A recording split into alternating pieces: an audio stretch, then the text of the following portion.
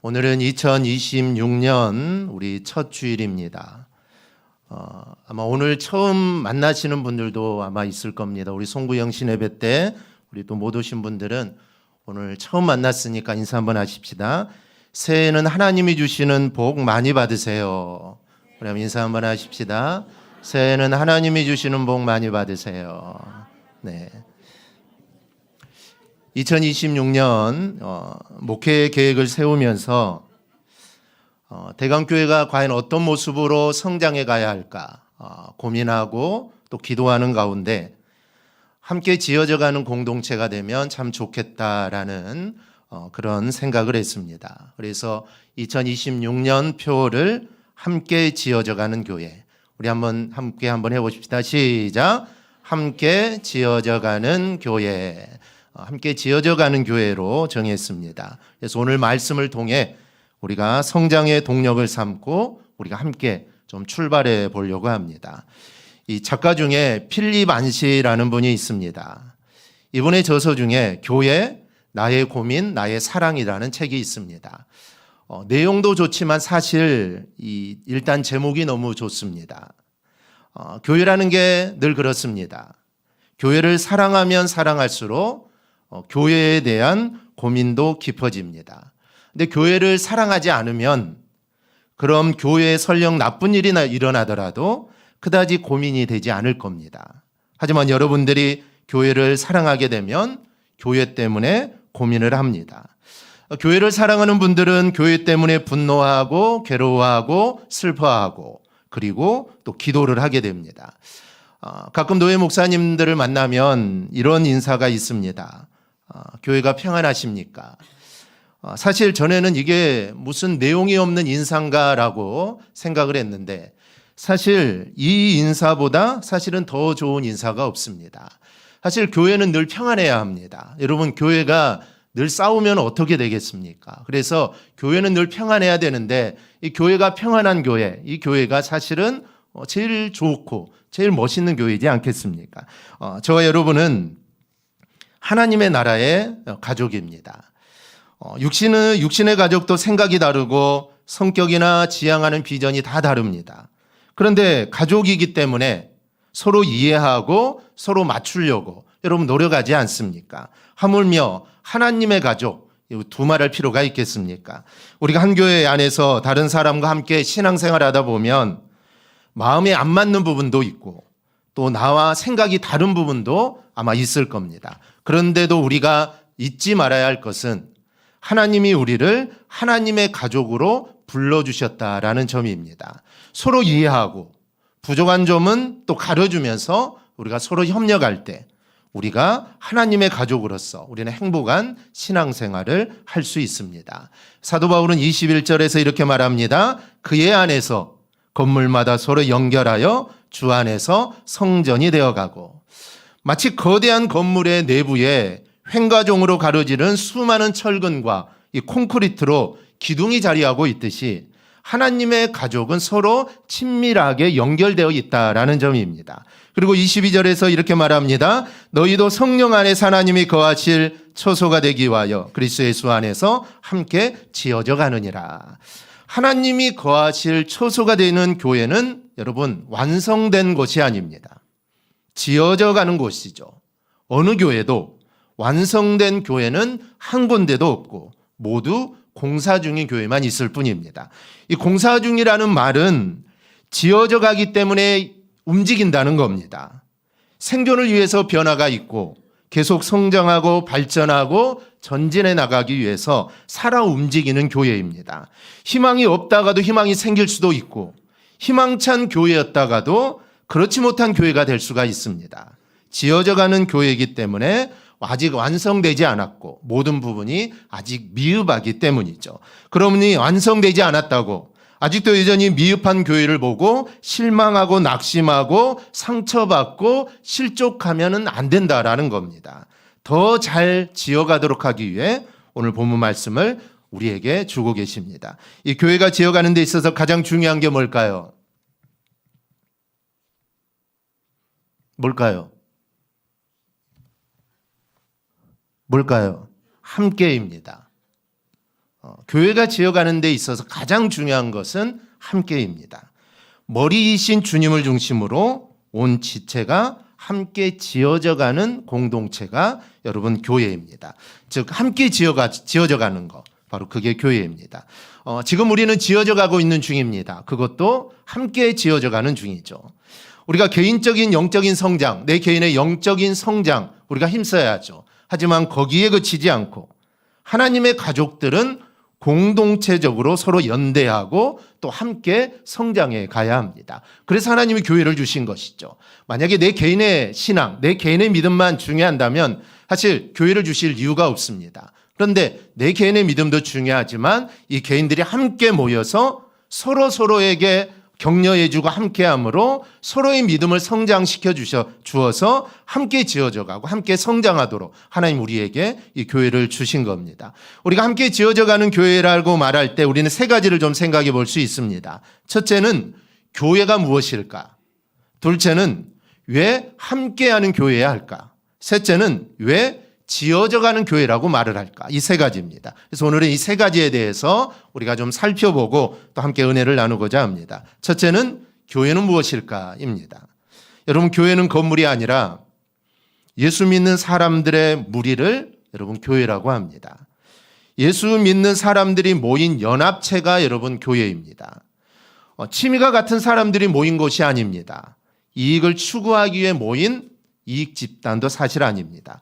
예수 믿는 사람들이 모여야 바로 그곳은 교회가 됩니다. 그래서 20절을 보면 너희는 사도들과 선지자들의 터 위에 세우시는 입은 자라 그리스도 예수께서 친히 모퉁이 돌이 되셨느니라. 여기서 사도들과 선지자들의 터라는 말씀은 예수가 그리스도임을 고백하는 신앙의 고백을 의미합니다. 이슬람에서는 예수님을 많은 선지자 중에 하나로 봅니다. 인간의 몸을 입고 동정녀 마리아의 몸을 빌려 이 땅에 온 구원자로 인정하지 않습니다. 이슬람은 우리와는 완전히 다릅니다. 신앙 고백이 다르죠. 우리나라의 이단들도 참 많은데 이단들도 다 마찬가지입니다. 이단들은 예수 그리스도를 유일한 구원자로 신앙 고백을 하지 않습니다. 신앙 고백이 다른 사람들은 여러분 교회가 될 수가 없습니다.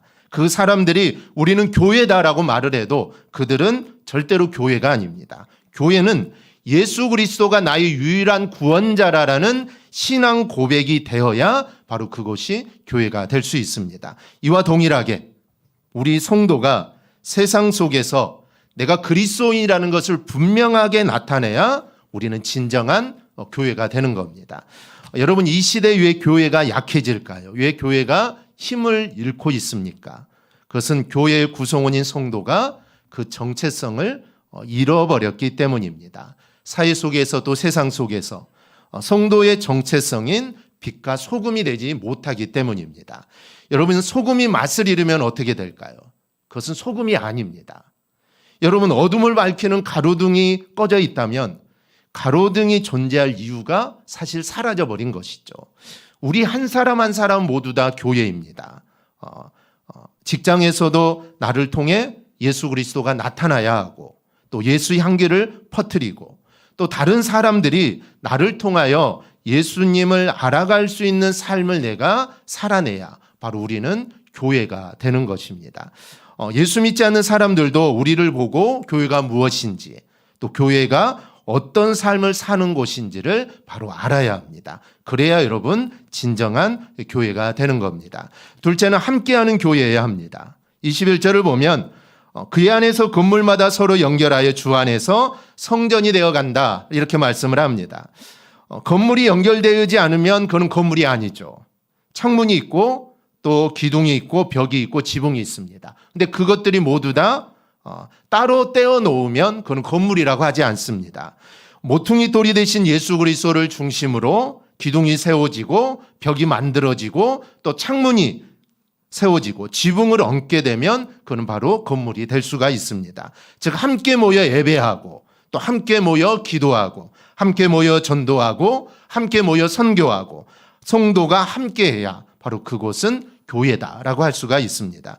이 사도행전 12장을 보면 헤롯 왕이 교회에 몇 사람을 해하려고 야고보를 죽였고 이 베드로를 잡아 감옥에 가둡니다. 근데 5절을 보면 이에 베드로는 옥에 갇혔고 교회는 그를 위하여 간절히 하나님께 기도하더라 이렇게 말을 합니다. 즉 교회의 기도와 하나님의 특별한 간섭으로 베드로가 감옥에서 벗어나서 요한의 어머니 집에 갔는데 12절을 보면 여러 사람이 거기서 모여 기도하고 있다라고 말을 합니다. 즉 5절에 교회가 기도하더라. 그 교회가 12절에서는 여러 사람으로 기록되어 있습니다. 즉 교회는 한 사람 이상이 되어야 여러분 교회가 될 수 있습니다.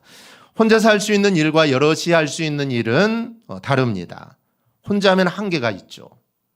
하지만 함께하면 물질도 시간도 능력도 혼자 하는 것에 몇십 배, 수십 배의 일을 할 수가 있습니다. 초대교회는 120명의 성도가 함께 모여 기도를 했습니다. 그랬더니 성령을 받게 되죠. 성령을 받고 나가서 복음을 전하니 3,000명, 5,000명으로 교회가 마구마구 늘어나게 됩니다. 즉 엄청난 일이 일어나게 된 것이죠. 이 교회는 함께해야 합니다. 함께 모여 하나님의 임재하심을 사모하며 예배해야 하고 또 함께 모여 우리가 기도할 때 하늘의 문을 열고 또 닫을 수 있고 함께 모여 손을 들고 기도할 때 우리는 아말렉을 여러분 물리칠 수 있습니다. 이런 일들은 여러분 함께하지 않으면 절대로 일어날 수 없는 일들입니다. 그래서 교회는 어떻게든 연합해야 합니다. 이 연합이라는 말은 악교풀로 붙인다라는 뜻입니다. 그러면 악교풀은 여러분 뭐를 의미할까요? 교회는 악교풀로 꽉 붙여야 되는데 이 악교풀은 뭘까요? 말씀일까요? 기도일까요? 성령입니다. 성령으로 끊어지지 않도록 잘 붙여놔야 한다는 것이죠. 성령으로 하나가 되어야 하고 성령으로 연합되어야 그것이 바로 진정한 교회다라고 할 수가 있습니다. 교회에서 상처를 받고 교회에 가지 않고 혼자 신앙생활 열심히 하면 된다라고 생각하는 사람들이 꽤 있습니다. 여러분 혼자서 신앙생활을 할 수 있는 방법은 여러분 없습니다. 여러분 장작을 쌓아놓고 한번 불을 피우면 불이 활활 타게 되죠. 근데 활활 타는 더미 속에서 잘 타고 있는 장작 하나를 꺼내서 따로 놓으면 처음에는 불이 붙어 있습니다. 근데 하지만 시간이 지나면 불이 사그러지면서 연기를 내고 꺼져가죠. 근데 연기 나면서 불이 꺼져가는 그 장작을 다시 불 속에 넣으면 어떻게 됩니까? 다시 연기가 나던 그 장작이 언제 그랬냐는 듯이 활활 타오르기 시작합니다. 여러분 혼자서 신앙생활하는 것은 신앙생활을 결코 잘하는 것이 아닙니다. 처음에는 어느 정도 믿음을 유지할 수 있지만 점점 믿음이 식어지고 신앙생활도 꺼져가는 불처럼 시들시들해진다라는 것이죠. 그래서 신앙생활은 여러분 함께 하는 것입니다. 우리 한번 인사합시다. 우리 함께 하십시다. 함께 하십시다. 네. 신앙생활은 함께 하는 것입니다. 함께 할 때 우리의 믿음이 자라고 함께 할 때 여러분 하나님의 위대한 일을 이룰 수 있게 됩니다. 우리 모두 서로를 이해하며 함께 믿음 생활 잘해 나가기를 축복합니다. 셋째는 지어가는 교회입니다. 왜 성경이 함께 지어가는 교회라고 했을까요? 지어간다는 것은 미완성이라는 뜻입니다. 완성된 완벽한 교회는 천상의 교회입니다. 이 땅에 사는 동안 불완전한 사람들이 모여 그래도 교회를 이루어 함께 지어가고 있는 겁니다. 교회가 왜 이래? 그럴 수 있습니다. 왜냐하면 그것은 불완전한 나 때문입니다. 다른 사람 때문이 아니라 불완전하고 미숙하고 공사 중인 나 때문에 교회가 이렇습니다. 사실 다른 사람 탓할 이유가 없죠. 나 때문에 그런 것입니다. 여러분 문제 없는 교회는 없습니다. 성령을 받고 시작된 초대교회 얼마나 능력 있고 얼마나 대단한 교회입니까? 그런데 그 교회도 구제 문제 때문에 다툼이 있었습니다. 고린도 교회 은사 문제, 음식 문제, 제사와 같은 문제로 분열되고 갈등이 참 많았습니다. 교회가 문제가 있다고 하더라도 우리가 교회를 떠나거나 교회를 비난하면 안 됩니다. 왜냐하면 주님께서 그 교회를 사랑하시기 때문이고 그 교회가 바로 주님의 몸이기 때문입니다. 여러분 교회를 비난하는 것은 바로 주님을 비난하는 겁니다. 이거는 우리가 정말 조심해야 할 일입니다.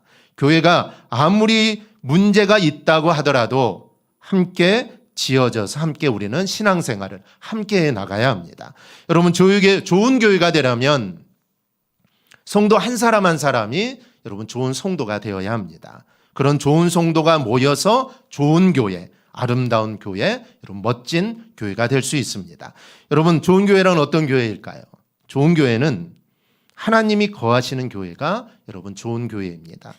다시 말하면 하나님의 영이 머무시는 교회, 바로 그 교회가 좋은 교회죠. 우리는 모두 교회입니다. 그러므로 성도 한 사람 한 사람이 내 삶 속에 하나님이 머무시고 거하는 성도의 삶을 우리는 살아내야 합니다. 그런 사람들이 모일 때 바로 좋은 교회가 될 수 있습니다. 그러므로 우리는 좋은 성도가 되도록 부지런히 지어가야 합니다. 우리가 신앙생활을 해나가는 것은 사실 지어져 가는 것이죠. 그래서 계속해서 지어져 가야 합니다. 감동 있는 예배가 되도록 힘쓰고 또 열정적으로 찬양하고 사랑이 넘치는 교제를 하고 또 사람을 건져내는 전도에 힘쓰고 모이면 서로 격려하고 축복하고 이런 교회를 만들어갈 때 하나님께서도 우리 안에 거하시기를 기뻐하실 겁니다. 만약 그렇지 않으면 하나님은 교회에서 떠나실 겁니다. 말라기서를 읽어보면 이스라엘 백성들이 형식적으로 드리는 예배가 너무 지겨워서 성전 문을 닫을 사람이 있으면 좋겠다라고 이렇게 말을 합니다. 하나님께서는 이스라엘 백성들에게 떠나고 싶었던 겁니다. 우리 교회가 그런 교회가 되어서는 안 됩니다. 내가 그런 성도, 내가 또 그런 교회에서는 안 됩니다. 여러분, 신앙생활을 오래 하면 오래 할수록 여러분 우리의 믿음이 자라야 합니다. 운전면허를 따고 운전할 때 사실 그때는 앞만 보고 운전하죠. 옆에 누가 오는지 뒤에 누가 오는지 사실 신경 쓸 겨를이 없습니다. 만약에 뒤를 돌아보면 어떻게 될까요? 이 다른 데로 가고 있으면 옆으로 가고 있죠. 서면은 다 그렇습니다. 그런데 운전을 오래 하다 보면 익숙해져 베테랑이 되면 이제는 한 손으로 핸들을 잡고 여유 있게 앞도 보고 뒤도 보면서 그렇게 여유롭게 운전을 합니다. 마냥 어린아이 신앙에 머물러 있어서는 안 된다는 겁니다. 신앙생활을 우리가 오래 했음에도 불구하고 여전히 초보 운전자와 같은 그런 믿음을 가지고 우리가 신앙생활에서는 여러분 안 됩니다. 바울은 에베소 성도들에게 이렇게 말합니다. 하나님의 아들을 믿는 것과 아는 일에 하나가 되어 온전한 사람을 이루어 그리스도의 장성한 분량이 충만한 데까지 자라가라, 이렇게 권면을 합니다. 여러분, 믿음이 자라지 않으면 흔들리게 되어 있습니다. 나무를 심었는데 뿌리가 깊이 땅속으로 내려가지 않으면 바람이 조금만 불어도 나무가 흔들리고 쉽게 쓰러집니다. 믿음이 자라고 여러분 신앙이 견고해야 어떤 세파에도 흔들리지 않고 우리는 든든하게 서 있을 수 있게 됩니다. 그래서 우리는 자라가야 하고 또 함께 우리는 지어져 가야 합니다. 우리 모두 함께 아름다운 교회로 지어져 나가기를 소망합니다. 1908년 영국의 탐험가 어니스트 세틀런이 경험한 이야기입니다. 남극을 탐험하며 인간의 한계를 뛰어넘은 여정을 이어오면서 이 대원들은 너무도 힘들고 이 배고픈 상황에 처하게 됩니다. 그는 건빵을 모든 대원들에게 똑같이 나누어 주었습니다. 몇몇은 손에 붙은 부스러기까지 핥아 먹었고 또 몇몇의 대원들은 나중에 먹으려고 가방에 넣어두게 됩니다. 그날 밤 세틀러는 부스럭거리는 소리에 잠에서 깼다가 충격적인 장면을 보게 됩니다. 자신이 가장 신뢰하던 부하가 옆에 있는 동료의 식량 주머니를 꺼내는 장면이었습니다. 그런데 잠시 후 그의 가슴은 뛰기 시작했습니다. 알고 보니 그 부하는 자신이 먹지 않은 남긴 건빵을 텅 비어있는 동료의 가방에 몰래 넣어주고 있었던 겁니다. 인간은 극한 상황에 처할 때 여러분 신앙의 진가가 드러나게 됩니다. 평상시에는 잘 모를 수 있습니다. 하지만 정말 극한 상황에 몰리게 되면 신앙의 진가가 드러나게 됩니다. 사랑하는 여러분, 저와 여러분 모두는 하나님의 가족입니다. 이곳에서 우리는 예수 그리스도를 모퉁이 돌 삼아 성령의 역사로 우리는 함께 여러분 지어져 가야 합니다. 대강교회에 하나님의 임재가 머물도록 우리는 함께 지어져 가야 합니다. 함께 지어져 가는 공동체가 되기를 소망합니다. 그리하여 하나님이 정말 기뻐하시는 대강교회가 되기를 주님의 이름으로 축복합니다. 아멘. 기도하겠습니다.